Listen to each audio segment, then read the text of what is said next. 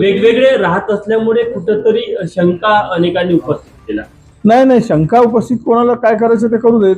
आता तिकडे मुनगंटीवारांची माणसं वेगळी आहेत, जोरगेवारांची माणसं वेगळी आहेत, म्हणजे काय ते एकत्र येणार नाही असं होत नाही.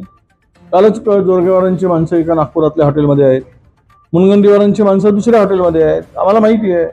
त्यामुळे ह्यामध्ये काही हे नाही, ते एकत्र येतात, आम्ही एकत्र येतो. पंजाब चिन्हावर काँग्रेस पक्षाच्या भरोश्यावर काँग्रेस पक्षाकडून ते निवडून आलेले आहे आणि तिथे कुठेही त्यांना काही चुकीचा निर्णय घेण्यासाठी कोणालाही स्कोप नाही आहे.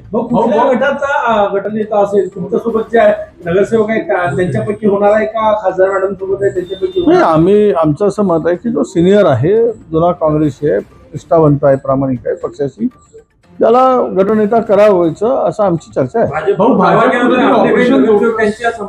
त्याचं उत्तर मी दिलं आहे. भाजपचे नाही, उलट भाजपचेच नगरसेवक आमच्या संपर्कात आहे. त्यामुळे आमचे नगरसेवक त्यांच्या संपर्कात राहण्याचा प्रश्नच नाही दूरपर्यंत.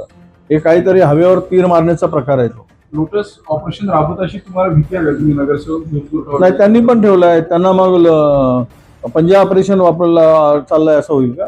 त्यांचे पण नगरसेवक बाहेर आहेत, शिंदे साहेबांचे नगरसेवक बाहेर आहेत, उद्या भाजपचे नगरसेवक बाहेर जातील.